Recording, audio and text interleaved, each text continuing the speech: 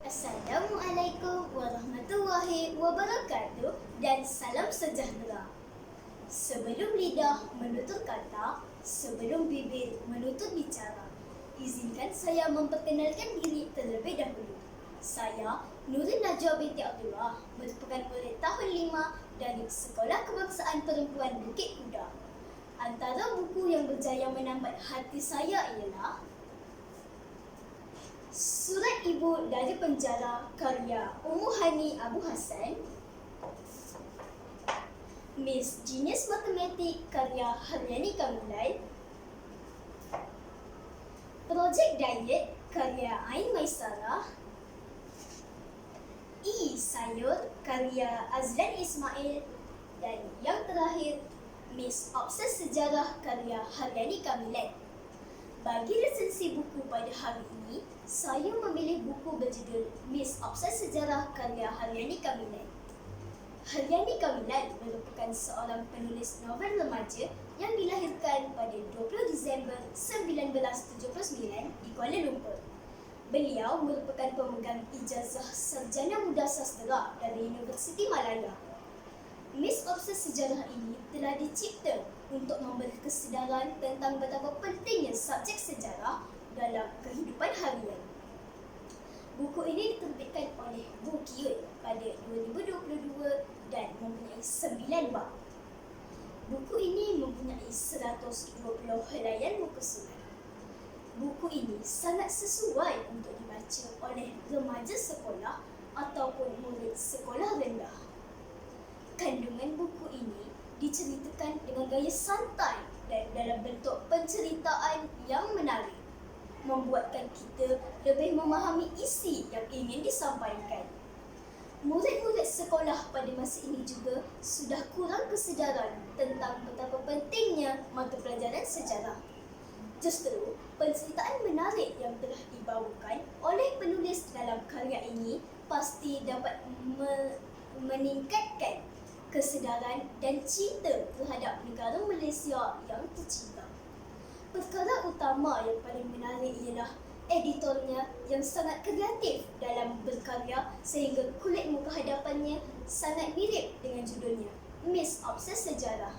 Diliputi dengan warna kuning dan coklat, membawa tentang kisah sejarah lama negara yang pernah dijajah. Buku ini juga mempunyai info sejarah di setiap bab. Jadi, ayolah mendengar resensi tentang buku ini.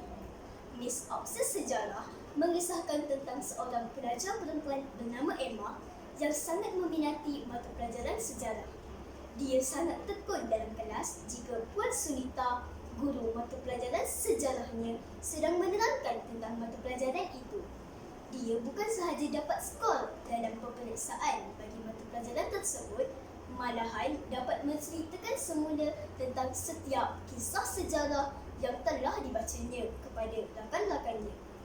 Biliknya juga dipenuhi dengan buku-buku sejarah seperti Perang Dunia Pertama dan tokoh-tokoh sejarah. Pada suatu hari, Emma yang turut merupakan AJK Kelab Sejarah bersama-sama dengan rakan sekolahnya menyertai rombongan ke Muzium Perang di Pulau Pinang. Emma sangat teruja sehingga ia telah membaca dan menonton video-video berkaitan penjajahan Jepun yang berlaku di muzium itu. Dahulu, apabila tibanya rombongan di muzium perang itu, mereka diberi penerangan oleh Miss Q yang merupakan pegawai di situ. Miss Liu merupakan penunjuk arah dan pegawai yang memberi penerangan sepanjang rombongan mereka di muzium perang itu. Emma dan rakan-rakan tidak melepaskan peluang untuk melewati seluruh kawasan muzium.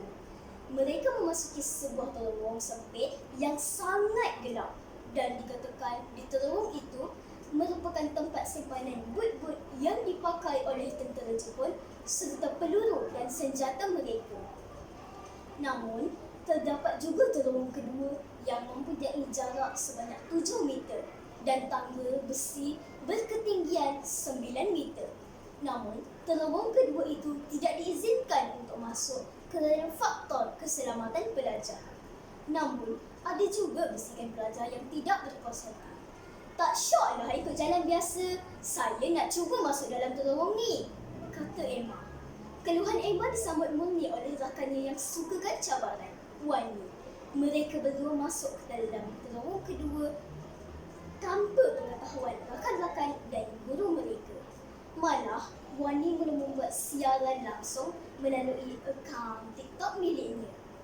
Disebabkan kedegilan mereka yang tidak mendengar arahan, ada sesuatu yang telah terjadi. Justru itu, rakan-rakan, meskipun kita sungguh teruja dan meminati sesuatu perkara, usahlah kita melanggar arahan kerana boleh memakan diri. Kita juga mestilah sering mendengar arahan guru dan tidak melanggar peraturan yang telah ditetapkan. Nilai murni yang paling tersemat ialah rajin, kerana Emma sangat gemar dalam membaca mata pelajaran sejarah. Kita mestilah membaca bahan yang berilmiah dalam menambahkan ilmu pengetahuan diri. Antara tips skor dalam mata pelajaran sejarah yang dapat saya selitkan di sini ialah: yang pertama, fokus ketika penerangan guru dalam kelas. Yang kedua, membaca buku teks sejarah dan membuat latihan. Dan yang ketiga, menceritakan kepada rakan tentang apa yang telah kita baca. Sebelum mengundur diri, izinkan saya menyampaikan serangkap pantun. Semangat bebas jada gemilang, megah berkibar tingkat usia. Silap yang lepas jangan diulang, ambil iktibar, selamatlah Malaysia. Sekian, terima kasih.